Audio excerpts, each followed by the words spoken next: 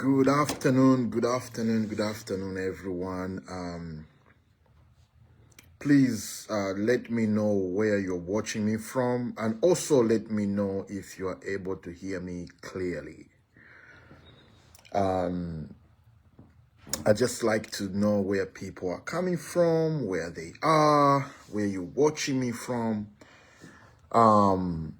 It just helps me understand that my distribution of viewers and listeners. Thank you for joining. Twambo Kalembe Twambo. Thank you for joining. I don't want to spend a lot of time here, but I want to offer my views on the constitutional making process, the review process that's going on right now, and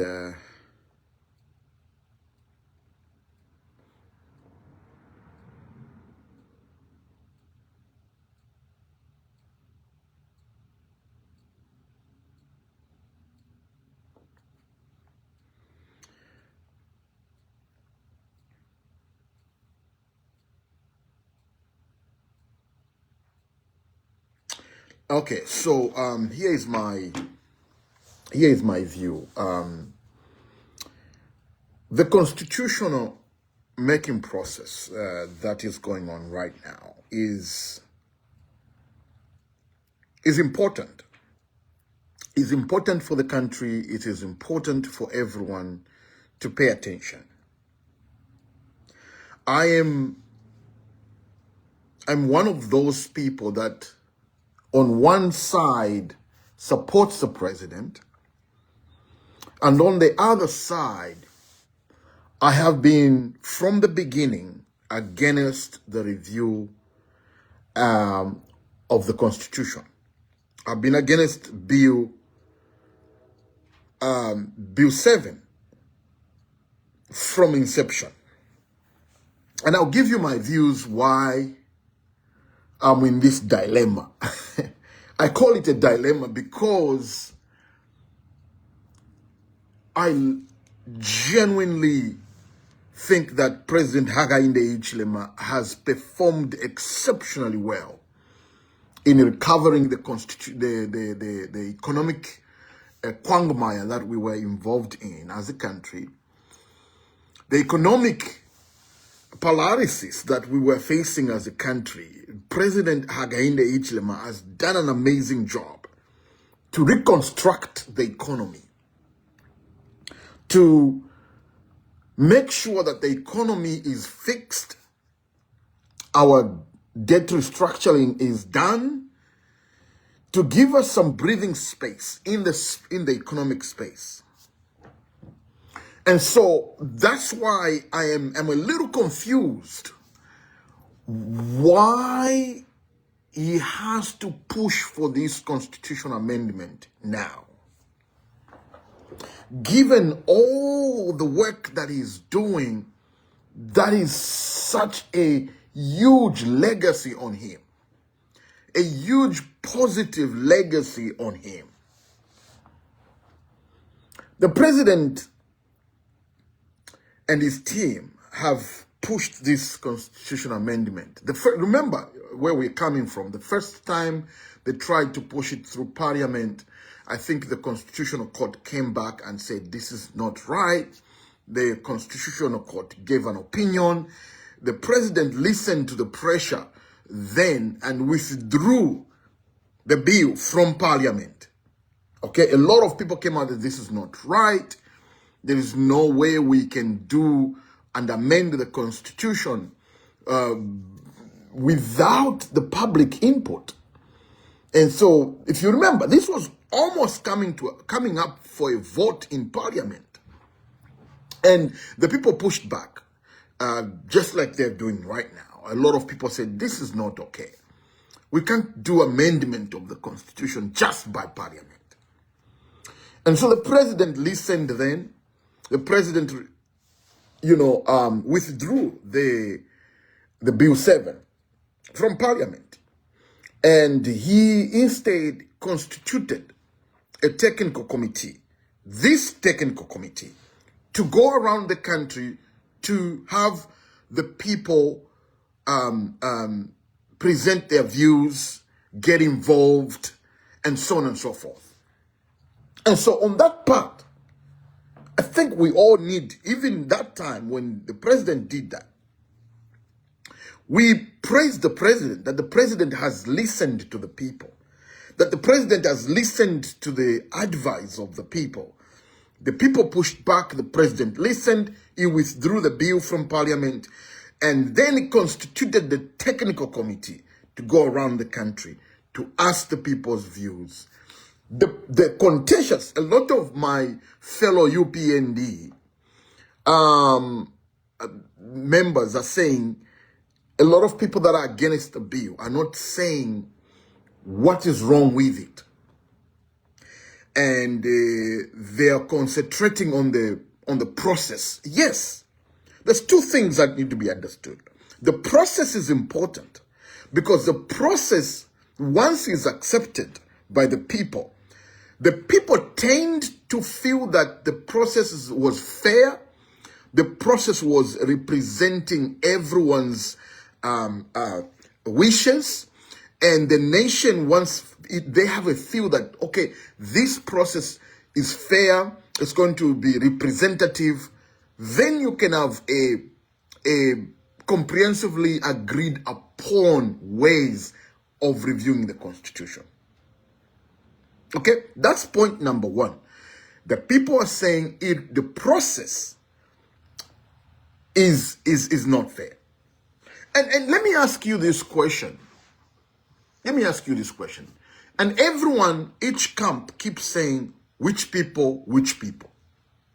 The WAS Forum, the PF, the MMD, the opposition, they are all Zambians. You might not like them. You might not like the PF. I don't like the PF. I fought the PF. I campaigned for President Hakainde Hichilema to be in power. And those people are still Zambians. You might not like them. You might not like what they're saying. You might call them criminals.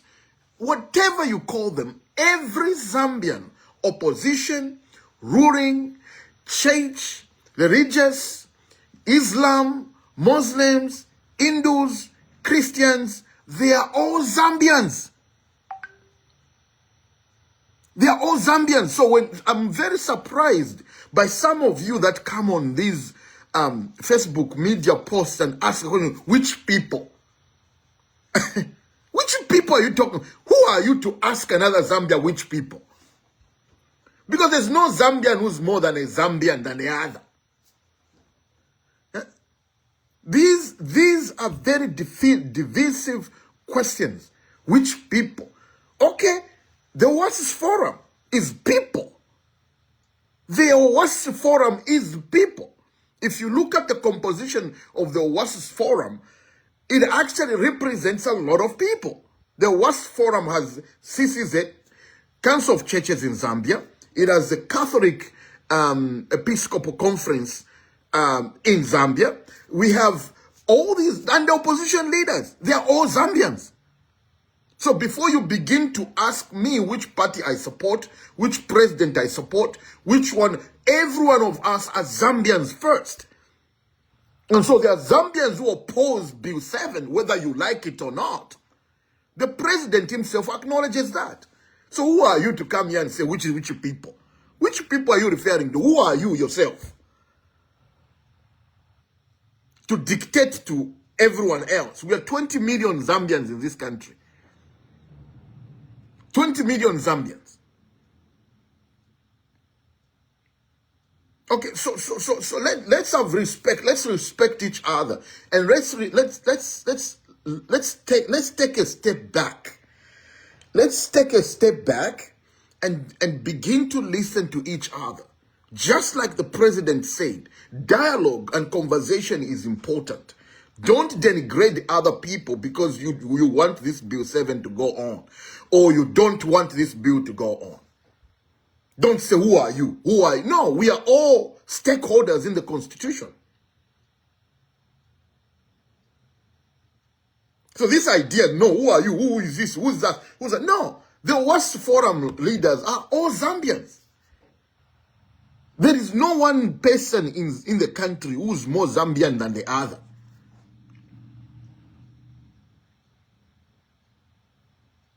So let's stop with this silly questioning of each other. Which people? Which people? Okay, did you see the Ohuasi Forum?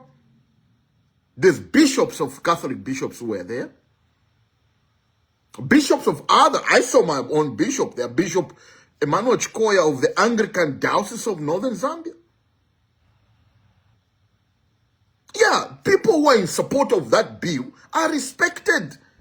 In fact, you are winning by all means necessary of this.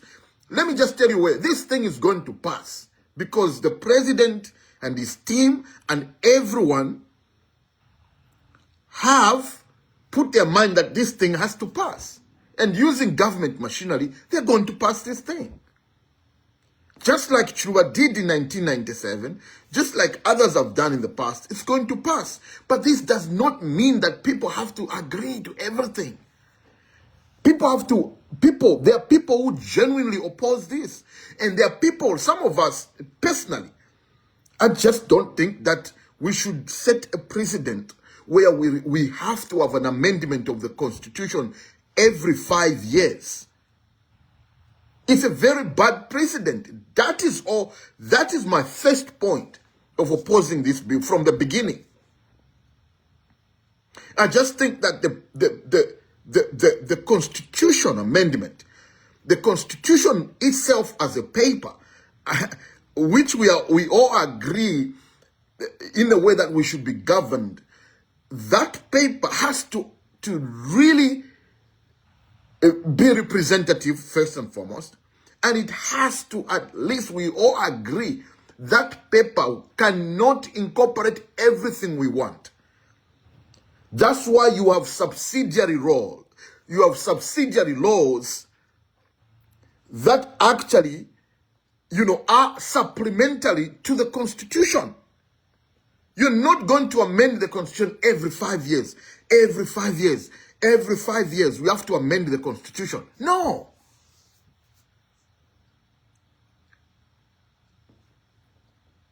What issues? Let me remind you how we got some of those clauses that you want to reverse. Let's talk about some of those clauses, the amendments you want to make. Some of you might forget. Maybe you are young, or I don't know. In the last constitutional review, the public and most of the people felt that the local government was too politicized.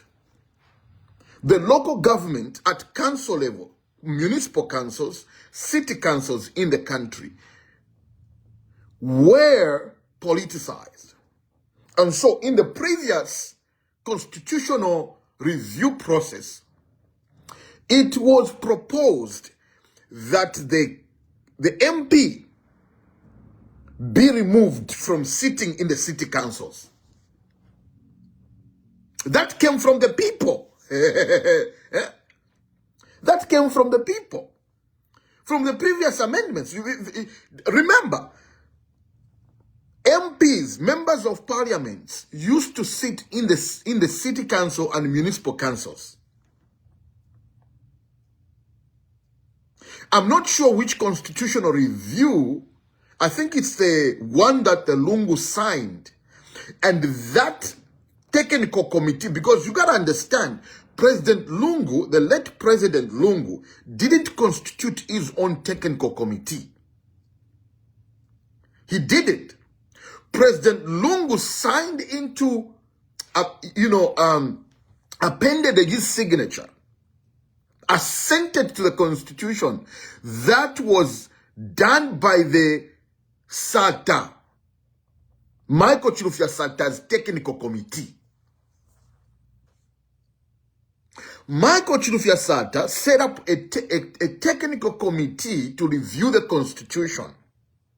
And what that committee did, in fact, while they did some meetings across the country, what they did, they took all the other amendments that were done, the other constitutional review reports that were done before that committee to harmonize the most popular clauses. When that report was presented to the public and to President Sata grew cold feet to assent to that report. Okay? I want to give you a little bit of we are not all just ignorant. We've been through this before as a country. President Sata refused to assent to that constitution up until he died. After he died, President Lungu, one of the things that he did, President Lungu, one of the things that the first thing that he did was to assent to the constitutional review that was done by the Sata Technical Committee. Okay? President Lungu assented to that constitution. You remember, that was signed in the stadium. That constitutional review had some very good clauses that limited the powers of the president. At the time, President Lungu was just signing. I think he wanted to score political cause. I don't know if he knew or whatnot. After he signed, later on he realized, whoa, this constitutional that I signed into law had some provisions that I didn't like. So he constituted Bill 10. They started working on Bill 10. If you remember. They wanted to amend the Constitution just like this government is doing. They didn't like some of the things. He signed, President Lungu, may his soul rest in peace. President Lungu signed that Constitution. Barely 5 years later, he wanted to start amending the Constitution again. And some of us came back on this very app and said, President, no, that's not right. You shouldn't do that. Just because you don't like what is in the Constitution now, you want to amend it. This is the same Constitution you just signed in the stadium. Now, you got to understand that one of those provisions was the removal of MPs to sit in the city councils, in the local government councils. MPs were removed because the people of Zambia felt MPs were influencing, they were bringing a lot of politics in the way that councils were run. The people of Zambia also said in that constitution that was signed by President Lungu that council chairpersons were to be apolitical. They were going to be removed. You were not going to stand as council chairperson on politics. They were going to be neutral people. The people of Zambia were doing this because councils were heavily politicized. We wanted the local government that was devoid of party politics. Because if you think about it, councils run markets. Councils run public transportation stations. Councils are the ones in charge of markets and streets and cleaning and all that local government activities. And so the people of Zambia wanted councils that were less politicized. And those amendments were included in the previous constitution amendment process. Barely 10 years later, we want to change that and bring back the MPs in the councils. Now, which people have recommended that? Which people are we referring to here again? Because we, the people, decided to remove MPs out of the city councils and local councils. And then 10 years later, you tell me we've changed our minds. We want now MPs back at the councils. That's not accurate. That's not accurate. So to amend the constitution, to put MPs back into the councils, that is not okay. That is not okay.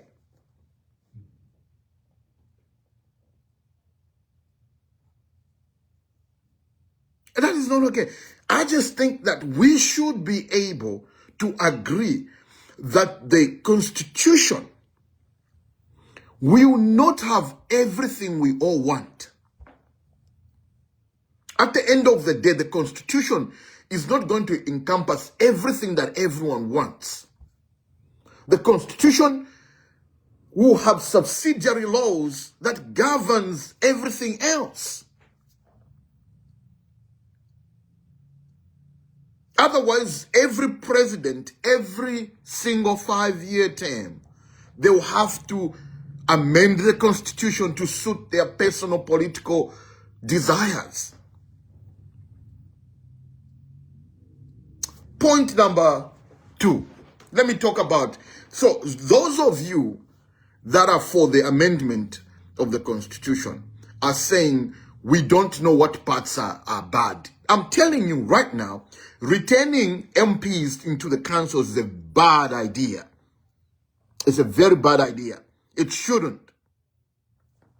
Aligning, there was a reason why Zambians in the last amendment said mayors must also serve 2 terms. 2 terms, and that's it. Mayors and council chairpersons must serve 2 terms. 2 terms. There was a reason why. Because there was a lot of corruption. You got to remember, mayors and council chairpersons are elected.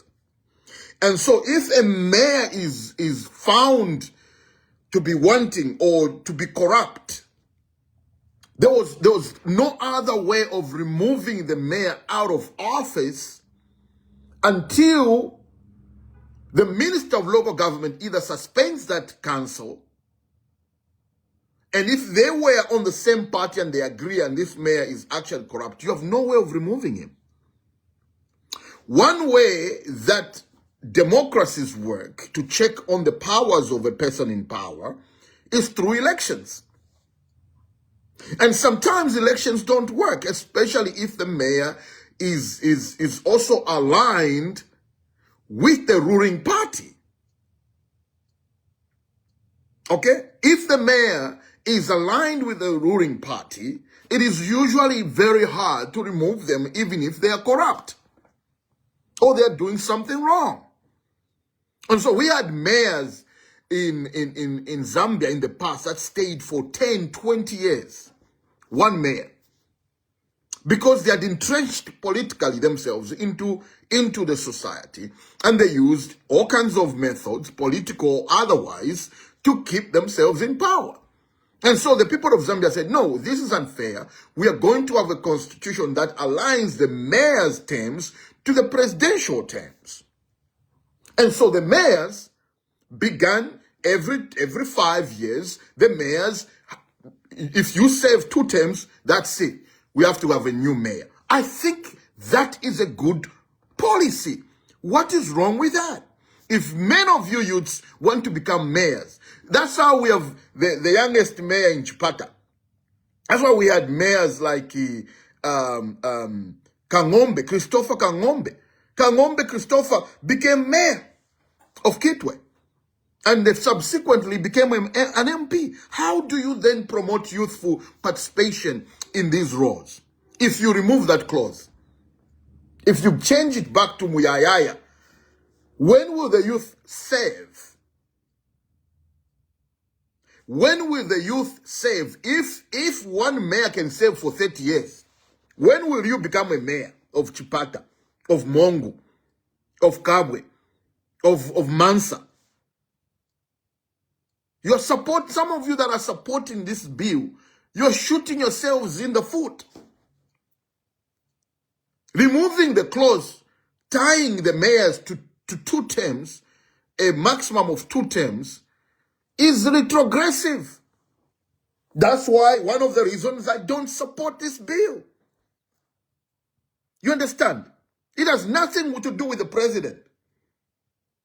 It has nothing to do with, I'm telling you right now, one of the reasons, because you've been challenging people, what don't you like? What don't you like about the bill? Number 3, let me tell you what else I don't like about this bill. The delimitation. The delimitation of the constituencies is a very popular clause. And I know you won't agree with me, and that's okay. That's what democracy is. Democracy is that we are not going to all agree, even if we belong to the same party. That's what democracy is about. We can't all agree in a country of 20 million people. And so here is another point. Let me come to the delimitation. The delimitation problem I have with delimitation, the way it's being done. And a lot of you are saying, no, the constituencies are so big. Let's define big. What do you mean when you say the constituencies are big? Let's start from there, because that's very important. That's a very important point you guys have been making. What do you mean when you say the constituency is too big?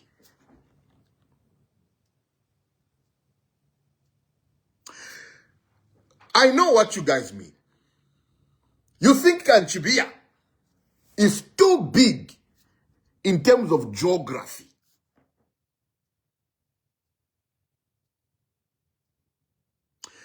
Too big. What does too big means? Too big to you guys, most of you, is the distance. The distance from here to there. The distance from there to there. But what I'm telling you myself is, no. The size in terms of geography shouldn't be the reason for delimiting a constituency.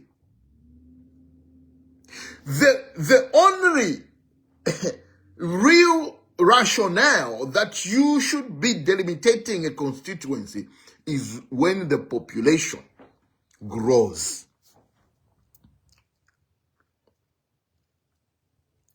When the population in the constituency grows, that's when delimitation should happen. And so some of the constituencies, some of you have been giving as an example for delimiting them, don't need to be delimited. Huh? Let's take Kanchibia. Kanchibia is a very big constituency, or Katombola.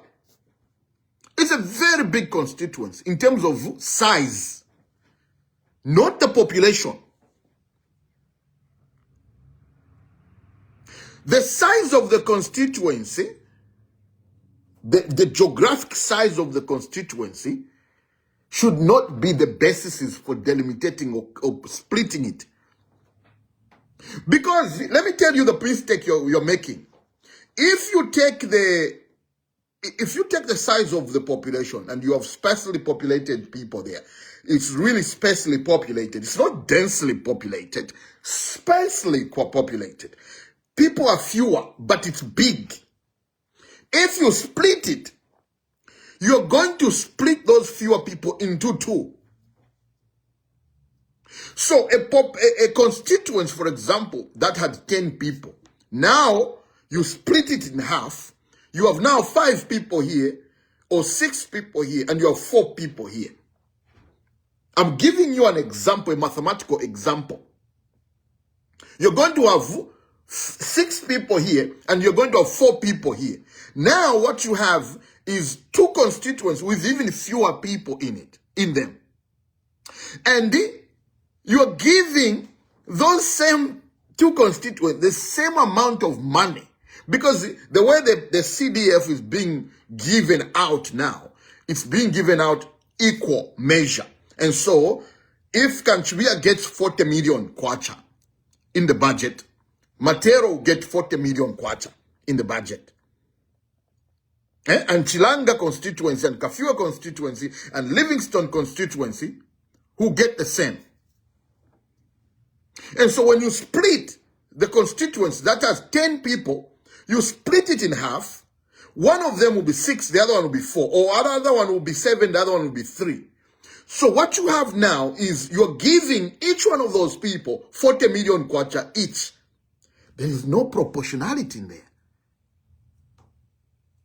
There's no proportionality in there. How are you going to give 3 people 40 million and 7 people 40 million? How is that fair? If the argument is that we have to be fair, the constituencies are big. If it's big by size and splitting it, when it has only 10 people, you split it, one has 7, one has 3. How are you going to split the budgeting? You gotta understand these things. You gotta, when you argue why, when you use rational points to argue your case, use these examples. Use these examples.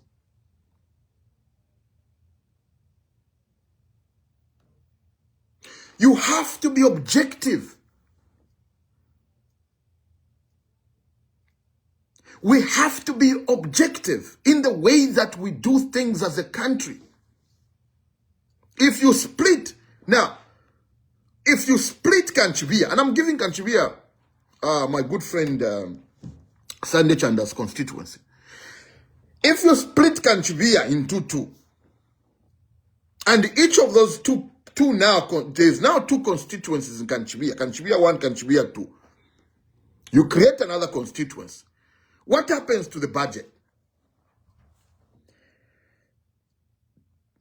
What happens to the national budget?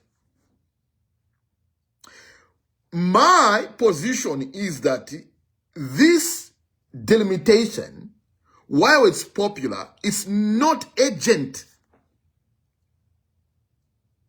What is urgent is productivity in the economy. Political positions are not going to be the solution for your jobs.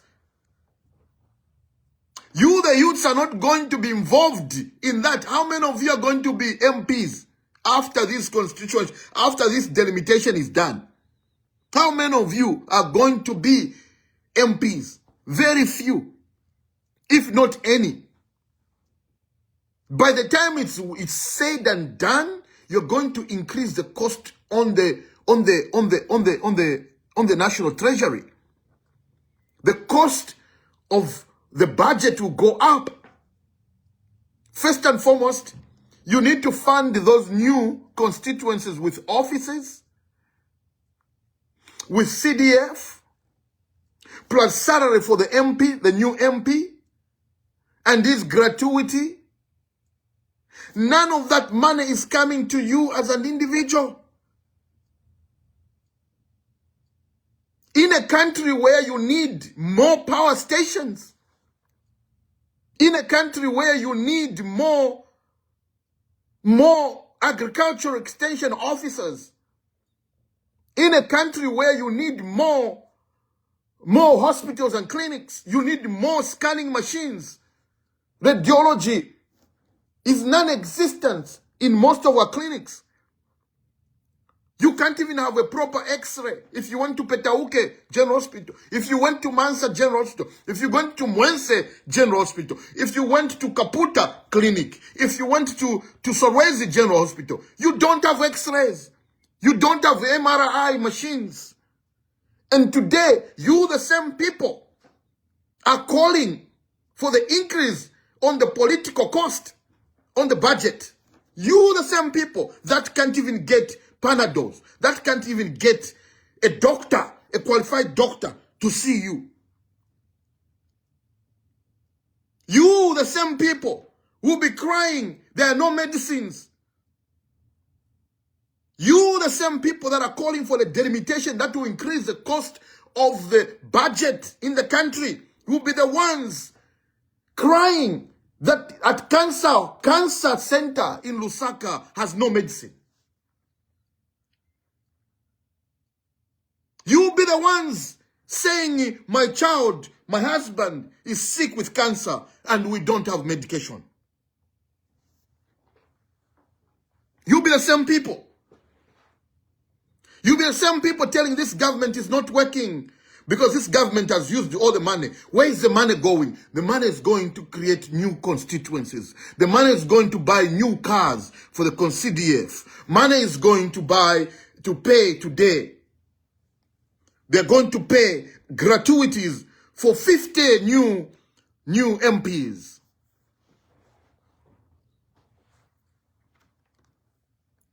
The budget on gratuity alone, just look at how many of you know how much an MP is going to get.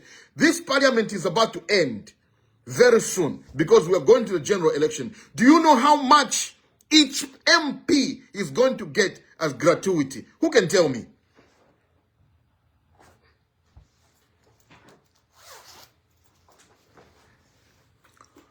Let me push up because you people always support things. It's the poor that support politicians.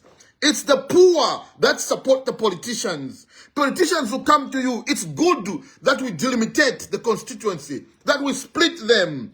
For whose benefit? For whose benefit? Politicians. Because they want their friends to be elected as MPs.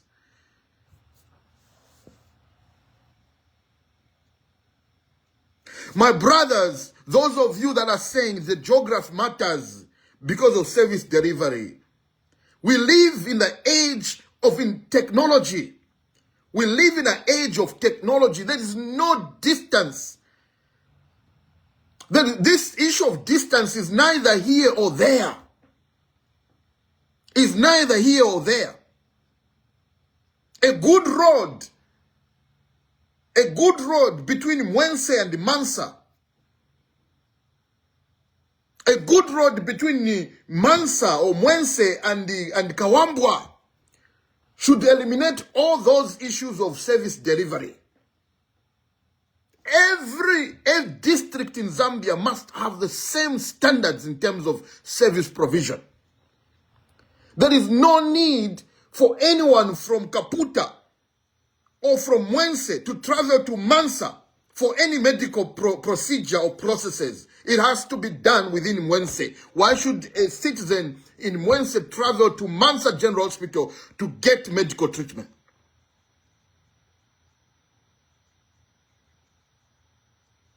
That's the point I'm making. The point I'm making is it's not because we don't want delimitation. Delimitation is necessary in cases where you have overpopulation and the proportional distribution of the money in that constituency is not enough.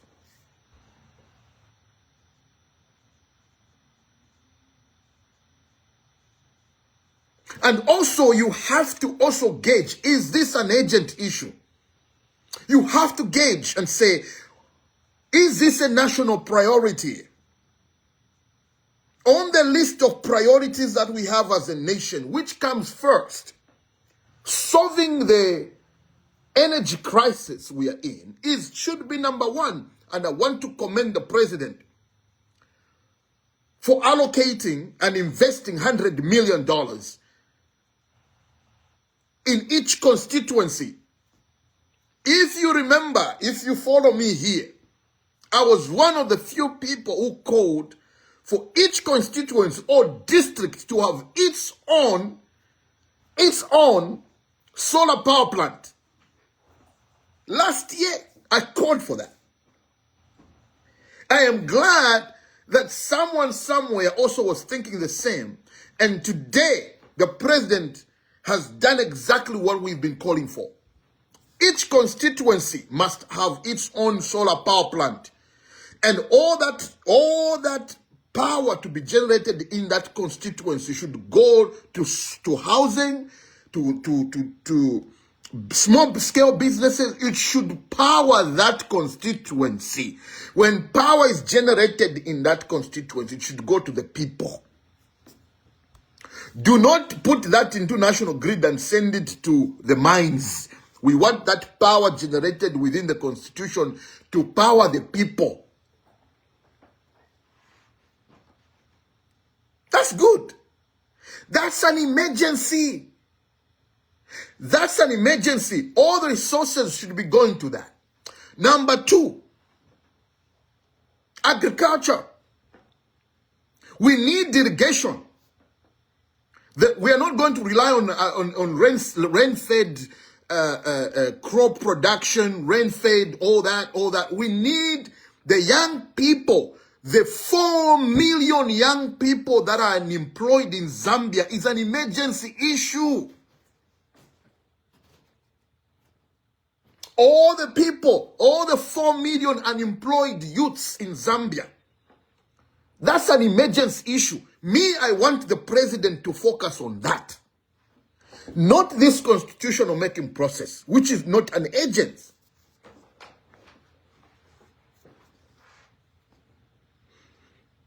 The president must focus on solving unemployment, chronic unemployment in Zambia. That is priority. And we are calling on him to do that. I support this president, for God's sake. You guys know me. I support President Hakainde Hichilema. I just don't agree that Bill 7 is an urgent national priority.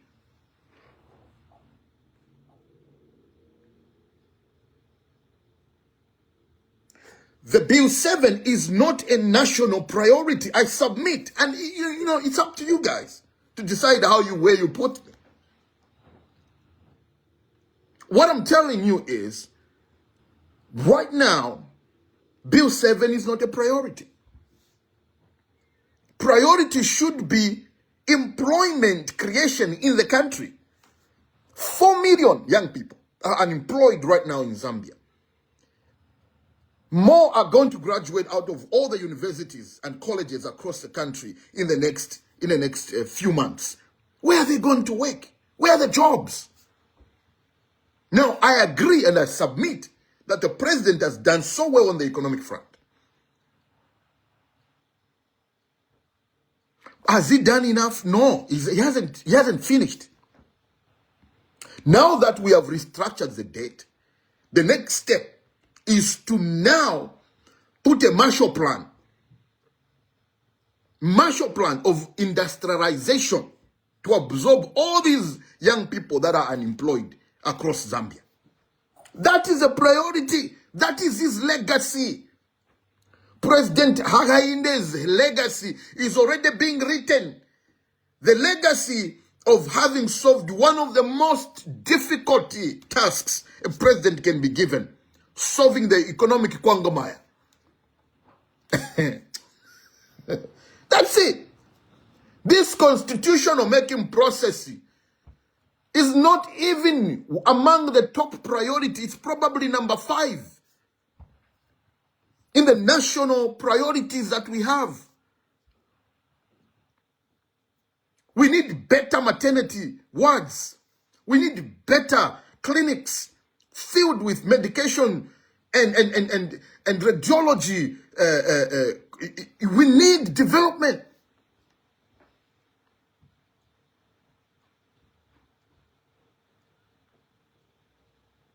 And I'm very, very, very, very disappointed. Some of you, I get it. You support the president no matter what. You support the president no matter what. Someone is asking me, genuinely, I'll answer you, Chimunya. You don't contribute anything to this country, Zambia at any level. Chimunya, that's the thing right there. If you knew me, you wouldn't say such a silly thing. You wouldn't say such a silly thing. Between you and me, you wouldn't say such a silly thing. But let's get back to the point I'm making. The point is simple. Those of us that do not support this process,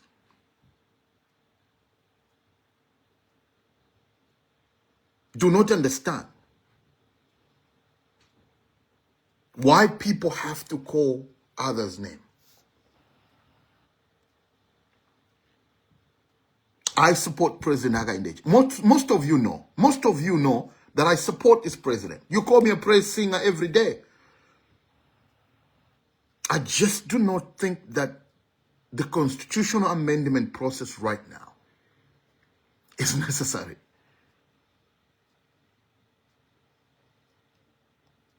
It's not necessary. And this is me. Now, the opposition, political parties in Zambia might be driven by opposing everything that the president does. That's on them. That's on them. But as a Zambian, I'm telling you right now, this is my opinion.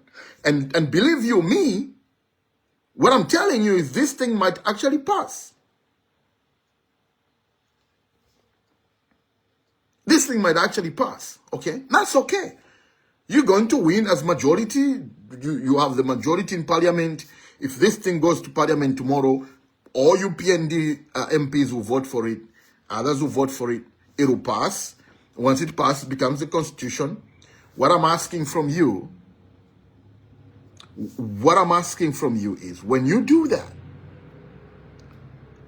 just know the implications. Me, I like to tell people the implications. An MP, right now, as we speak, this MP is about to finish their term. They're going to get gratuities, and it's about how much is the gratuity for MPs? How much is the gratuity? 1.2 million kwacha. 1.2 million kwacha by 150 MPs. I don't know how many we have now as nominated MPs. Let's just say 150 MPs. We are talking about 168 million kwacha will be paid out as gratuities to all the serving MPs. Okay? If we increase the MPs to 211 at current gratuity level of about 1.2 million, we're talking about 253 million kwacha that will be paying out in gratuities if we amend the constitution. Do you understand what I'm saying? If you remove 168 million from this, we will be increasing the cost. We will be increasing the cost of gratuity by about 85 million kwacha per period of term that they save. I want you to know that. So that when you see the government doesn't build a new hospital or doesn't employ new teachers or doesn't employ nurses, don't complain.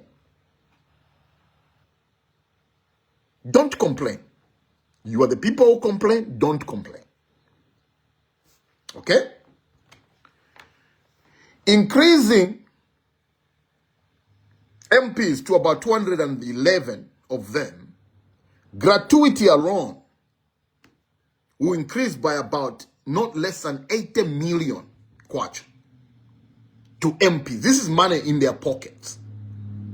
Not in your pocket.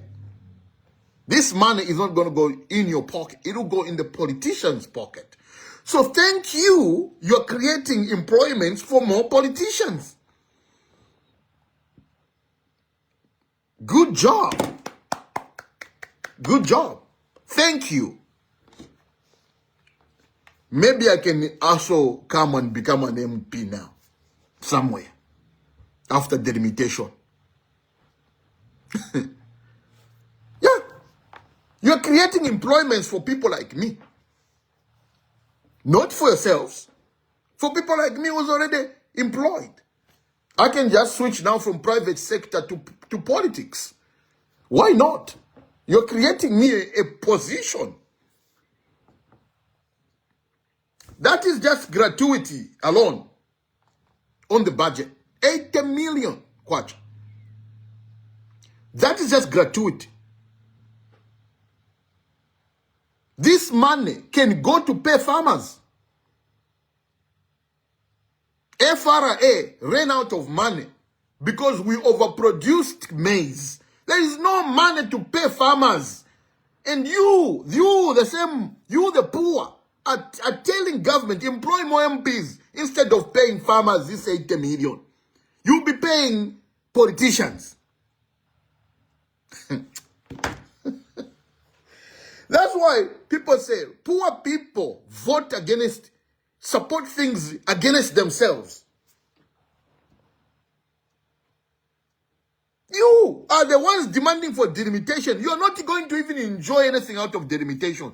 But 80 million, no, we are very glad you, the politicians, who are going to even give you more jobs and will give you a gratuity of over 85 million kwacha. You are the people creating jobs for politicians. There is not, listen, Biri Kangale. Imwe muyanke nuyu Biri Kangale. Which has more multiplicative effect, a trickle-down effect of development. Spending 85 million to give politicians, or we pay farmers 85 million. Which has more multiplicative effect? Which one has more trickle-down effect? Muyanke nuyu, iwe Biri Kangale, tell me, 80 million to pass a politician or to pass a farmers, which one is better? Niyanke, trickle-down effect is more felt if you take money and put it in farmers' hands. Because those farmers will grow more maize. No, I'm not missing a point. You're the one missing a point. That's why you are here to be educated. You have missed the point.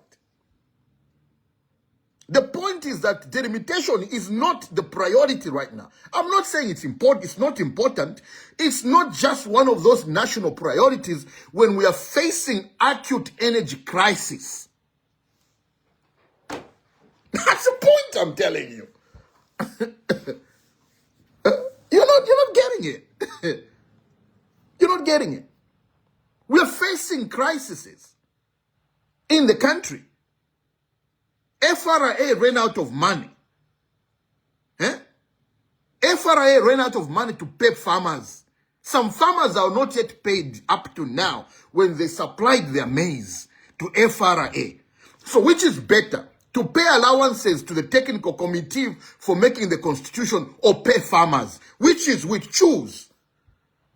Sankapo chame no ufuna tipase ma allowances kwa technical committee or government 20 or 30 or 100 or we pay farmers. That's what I'm saying.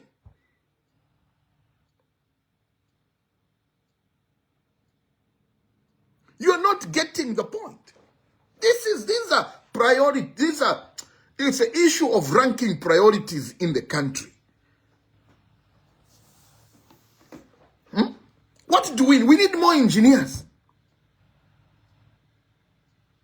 Instead of creating constituencies, we need to create more farm blocks and fund those farm blocks. That's it. That is the basis of my argument against Bill 7. Now, I'm not lost.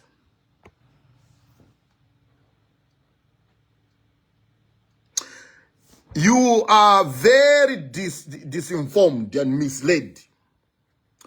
Delimitation doesn't automatically,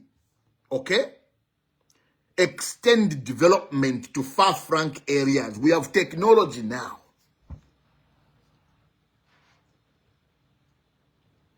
We have technology now.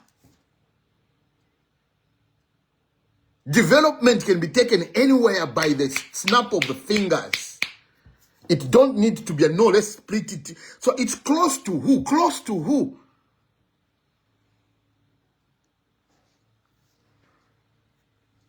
Close to who? Close to who? You're dividing a constituency so that it's close to who? To an MP? Thank you, Kelly. Kelly's Mushota. It's as simple as that. Cost-benefit analysis.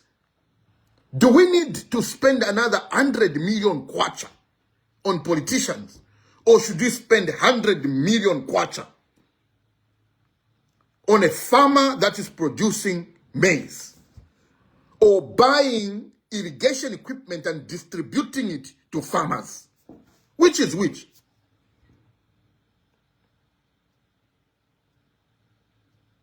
That is the point. Which do we pick? Making more politicians, creating more political jobs, or creating more productive farmers? That is the choice you have. So when you ask us and tell us that, no, give us the reasons why you don't like Bill 7. I'm giving you the reasons. Maybe the opposition don't know the reasons why they should, they don't support, or WAS Forum. Or WAS Forum maybe needs to hire me so that I share with them why Bill 7 is not right in this season, in this time.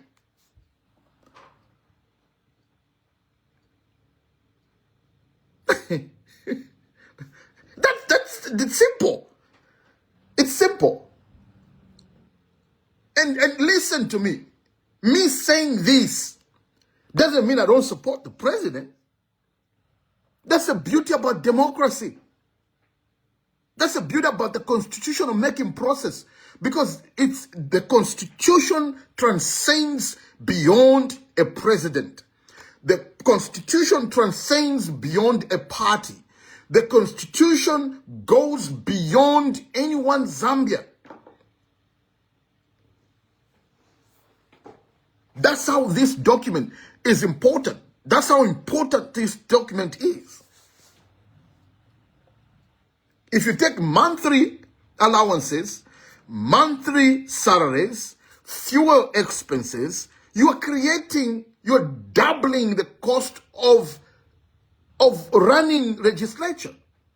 Parliament is becoming too big.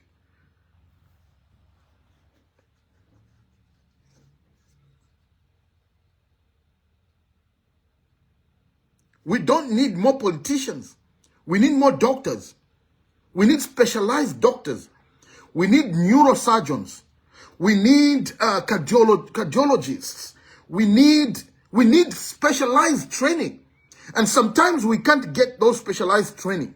If you're going to spend 80 million, I would rather you use that, send 5 young children from Zambia, send them to China, send them to USA, send them to Canada, let them have specialized training in cardiology, in neurosurgery, in pondily, in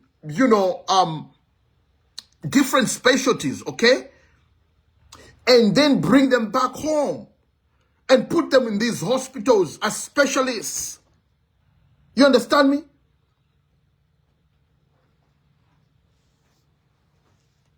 The amendment of the Constitution at lightning speed is suspicious. I said it. It is what it is. It is what it is. We're going to say what you want to say. We need specialized training in healthcare, in education, in agriculture. We need more agricultural research centers. These are things that are going to give you employment, young people.